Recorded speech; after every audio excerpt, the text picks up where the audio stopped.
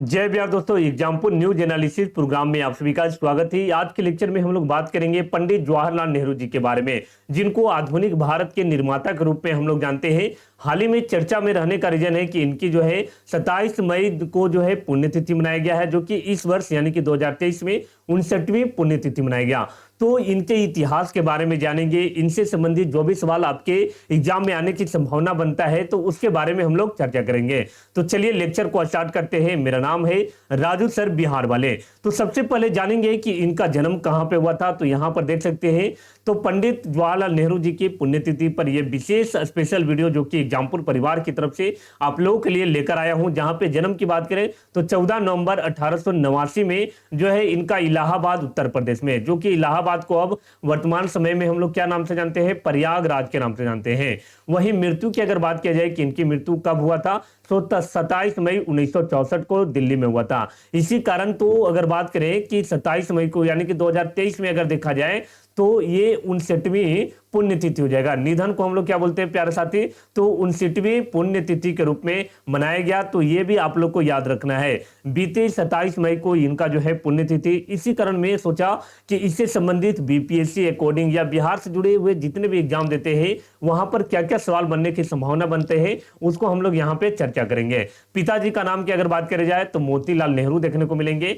माता की अगर बात करें तो स्वरूप रानी देखने को मिलेंगे। पत्नी का नाम कमला नेहरू और संतान यानी कि इनकी बेटी का नाम क्या था, इंदिरा प्रियदर्शनी, जो कि इंदिरा गांधी के रूप में जानी जाती हैं। जो कि भारत की अगर देखा जाए तो प्रथम महिला प्रधानमंत्री अगर पूछा जाए कि कौन थी तो इंदिरा गांधी। और भारत के प्रथम प्रधानमंत्री अगर बोला जाए तो क्या बताइएगा, पंडित जवाहरलाल नेहरू। तो इन्हीं के बेटी जो है भारत के प्रथम जो है महिला प्रधानमंत्री के तौर पर जो है संभालती है। और इंदिरा गांधी आप लोग को याद रखना है, इनका समाधि स्थल को क्या बोलते हैं, तो शक्ति स्थल बोला जाता है। शक्ति स्थल इनका समाधि स्थल को किनका, तो इंदिरा गांधी का।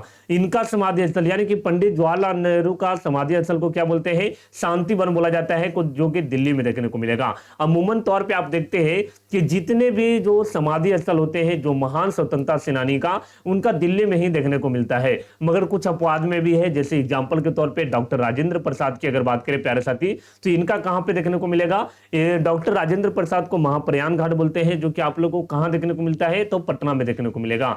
तो इंदिरा गांधी का समाधि स्थल को शक्ति स्थल और वही शांतिवन किनका, तो पंडित जवाहरलाल नेहरू जी को बोला जाता है। अगर बात करें इंदिरा गांधी जी का तो थोड़ा सा जान लो, देखो ये वीडियो आपको हर एग्जाम में काम करेगा। इंदिरा गांधी की बात करें तो इनको आयरन लेडी के नाम से जाना जाता था। वहीं आयरन मैन की अगर बात करें तो सरदार वल्लभ भाई पटेल को जाना जाता था। अन्य नाम यानी कि जैसे पुकारू नाम होता है, जैसे आपका भी घर का एक पुकारू नाम होता है, तो पंडित जवाहरलाल नेहरू का जो है यहाँ पर अन्य नाम जिनको लोग प्यार से बुलाते थे, तो एक तो चाचा नेहरू और एक पंडित जी के नाम से इनको जाना जाता था। अब चलेंगे इनके बारे में कुछ इतिहास पे चर्चा करते हैं, जहां से जितना भी आपको ये किताब नजर आ रहा है ना, इनसे हरदम एग्जाम में पूछा गया है। जैसे पूछेगा डिस्कवरी ऑफ इंडिया किताब की रचना किसके द्वारा किया गया था, तो पंडित जवाहरलाल नेहरू। एक आत्मकथा टूवर्ड फ्रीडम, ये भी किताब लिखा गया है इन्हीं के द्वारा। नेहरू इंडिया की अगर बात करें सिलेक्टेड स्पीसीज, ये भी किनके द्वारा, तो ये पंडित जवाहरलाल नेहरू जी के से संबंधित है। वर्ड्स ऑफ फ्रीडम, जितने भी किताब में आपको यहां पर लेकर आया हूं इनके द्वारा जो है जो भी रचनाएं हैं जो कहीं ना कहीं पूछा जाता है एग्जाम में। एक तो विश्व इतिहास की झलक, इनका एक रचना है विश्व इतिहास की झलक भी, डिस्कवरी ऑफ इंडिया। एक आत्मकथा, जब भी बुक एंड ऑथर याद करते हैं तो आपको जो ये दो जो है ना, दो आपको नजर आ रहे बिंदु, इसके पहले वाला जो चीज होता है ना, इसको केवल याद करना है। Words of freedom, glimpses of world history, ये भी सवाल आपको एग्जाम में पूछा गया है। A bunch of world letters और letters from a father to daughter, यानी कि एक ऐसा पत्र जो अपनी बेटी के नाम पर लिखा जाता है। तो ये एग्जाम्पल न्यूज एनालिसिस प्रोग्राम जो कि नई एक पहल है, आप लोग को अच्छा लगता है तो जरूर अपनी राय कमेंट सेक्शन में दीजिएगा। इसके अलावा अगर बात किया जाए कि पूरे भारतवर्ष में जो है 14 नवंबर को हम लोग बाल दिवस के रूप में मनाते हैं, यानी कि बच्चों को जो है ये डेडिकेटेड रहता है, जितने भी कोचिंग संस्थान होते हैं वहां पर इसको धूमधाम से मनाया जाता है। जवाहरलाल नेहरू जी की अगर बात करें तो इनकी पढ़ाई जो है विदेशों में हुआ था और ये वकालत की पढ़ाई किए थे। वकालत का मतलब होता है वकीली की पढ़ाई। और ये कहीं ना कहीं जो है जमींदार, जो इनके पिताजी जो थे वो जमींदार थे भाई, बहुत बड़े जमींदार थे। भारतीय राजनीति में अगर बात करें पंडित नेहरू जी की शुरुआत जो हुआ था 1912 में, जो पटना यानी कि बिहार ही वो धरती है जहां पे इनका जो है शुरुआत माना जाता है। पटना के बांकीपुर में कांग्रेस का अधिवेशन हो रहा था, जहां पे सदस्य के रूप में ये भाग लिए और वहां पे अपने राजनीति की शुरुआत किए थे। 1912 में अगर बात करें, भारतीय राष्ट्रीय कांग्रेस ने अपना 27वां अधिवेशन था, जो कि राव बहादुर रघुनाथ नरसिंह मोधोलकर की अध्यक्षता में। यह भी सवाल पूछा गया है आपको बिहार से रिलेटेड एग्जाम में कि बताओ भाई कि बिहार में जो भारतीय राष्ट्रीय कांग्रेस का अधिवेशन कहां पे हुआ था, तो ये आपको पटना में याद रखना है। 1912 में उन्होंने एक प्रतिनिधि के रूप में जो है बांकीपुर सम्मेलन में ये भाग लिए थे, ये याद रखना है। इसके बाद अगर बात करें कि जो होम रूल लीग थे, होम रूल लीग में जो एनी बेसेंट के द्वारा चलाया गया था, वहां पर भी ये भाग लिए थे। और आगे चलकर यानी कि 1919 में इलाहाबाद का जो होम रूल लीग जो हो रहा था, वहां पे ये सचिव भी बने थे। तो ये भी याद रख लेना आप लोग को, पूरा हिस्ट्री भी यहाँ पर निचोड़ रहेगा। यानी कि जब भी हम कोई भी चीजों को बात करेंगे तो यहाँ पर पूरा का पूरा चीजों को आप लोग को जो है दोनों पहलू को मैं यहाँ पे बात करूंगा, मेंस से रिलेटेड, यानी कि ये बीपीएससी स्पेशल मेंस रिलेटेड भी आप लोग को काम करेगा।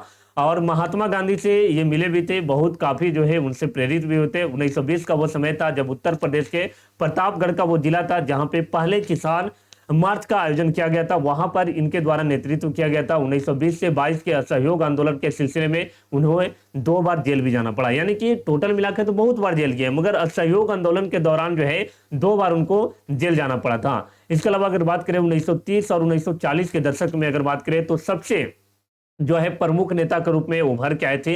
तभी तो आप सोच लो कि इतने बड़े जमींदार होते हुए भी जो है इनके पिताजी बहुत बड़े जमींदार थे, फिर भी गरीबों तबकों के लिए जो है ये अपना आवाज उठाते रहते। 1929 के कांग्रेस के जो लाहौर अधिवेशन की अध्यक्षता की थी और पूर्ण स्वराज की मांग किया था। सवाल पूछता है कांग्रेस के लाहौर अधिवेशन कब हुआ था, ये सब सवाल जो है ना एकदम आपको हूबहू एग्जाम में पूछे जाने की संभावना बनता है। 1929 से 1930 के कांग्रेस के अधिवेशन में मौलिक अधिकारों पर चर्चा की थी। जो मौलिक अधिकार होते हैं उन पे बात करने का सबसे पहला श्रेय जाता है तो इन्हीं का जाता है। इसके बाद कुछ और चीजें जैसे लखनऊ अधिवेशन की अध्यक्षता पंडित नेहरू जी के द्वारा कब किया गया था, 1936 वाला। 1937 में कांग्रेस अधिवेशन जो फैजपुर, जो कि आपको महाराष्ट्र में देखने को मिलेगा। फैजपुर कहां पे है, महाराष्ट्र में, जो कि एकमात्र अधिवेशन था जो कि गांव में संपन्न हुआ था। और इस अधिवेशन में प्रांतों में मंत्रिमंडल को जो गठित किया गया था। तो आपसे पूछा जाएगा कि बताओ कि एकमात्र अधिवेशन जो गांव में संपन्न हुआ था, तो आप लोग को याद रखना है जो कि फैजपुर में हुआ था, 1937 में हुआ था। देश आजादी के समय अगर अंतरिम सरकार के गठन में अगर कोई महत्वपूर्ण भूमिका निभाया था तो ये पंडित जवाहरलाल नेहरू का नाम आता है। और इनका जो है कहीं ना कहीं योगदान जो है स्वतंत्रता सेनानी के रूप में जाने जाते हैं। स्वतंत्र भारत के प्रथम प्रधानमंत्री बनने का गौरव जो है जवाहरलाल नेहरू को प्राप्त हुआ। और वे राजनेता के साथ साथ एक लेखक भी थे, और वो भी बहुत अच्छा वाले लेखक। तो ये था आज का वीडियो। कुछ और चीजों पर हम लोग चर्चा कर लेते हैं, जैसे इनके द्वारा ही लोकतांत्रिक समाजवाद को बढ़ावा देने के साथ साथ जो प्रथम जो पंचवर्षीय योजना आया था उसको भी पूरा करके कहीं ना कहीं भारत को औद्योगिकरण की ओर जो इंडस्ट्रियल जो बोला जाए ना, वहां पे न्यू इन्हीं के द्वारा डाला गया था। और पंडित जवाहरलाल नेहरू के गुटनिरपेक्ष आंदोलन सबसे बड़ी वैश्विक उपलब्धि के तौर पे देखा जाता है। इन तमाम प्रकार के कार्य करते हुए इनका निधन जो है 27 मई को जो है 1964 में हो जाता है जवाहरलाल नेहरू जी का। और इनका जो है पुण्यतिथि जो है 27 मई को मनाया जाता है। तो ये था आप लोग को पंडित जवाहरलाल नेहरू जी से कुछ बातें जो आपके एग्जाम के लिए इंपॉर्टेंट रहेगा। पंचवर्षीय योजना की शुरुआत इन्हीं का श्रेय जाता है। भूमि सुधार से रिलेटेड जो भी कानून बनाया गया था इनके द्वारा ही। प्रथम एशियाई के लिए इनकरे जो है कार्यकाल में बनाया गया था। भाखड़ा नांगल बांध जो है IIT जो आज आप सुनते हैं भाई, भारत का सबसे जो है सबसे बड़ा प्रौद्योगिकी संस्थान के रूप में जाना जाता है। IIM हो या एम्स वगैरह है। सामुदायिक विकास कार्यक्रम DRDO का स्थापना करने का श्रेय, राज्यों का पुनर्गठन, औद्योगिक क्रांति हो या भिलाई हो, बोकारो स्टील प्लांट हो, दहेज निषेध कानून यानी कि दहेज लेने के लिए मना करने वाला कानून, छुआछूत अपराध, ये सब कहीं ना कहीं लाने का अगर श्रेय जाता है तो ये पंडित जवाहरलाल नेहरू, जो कि महान स्वतंत्रता सेनानी के रूप में जाने जाते हैं।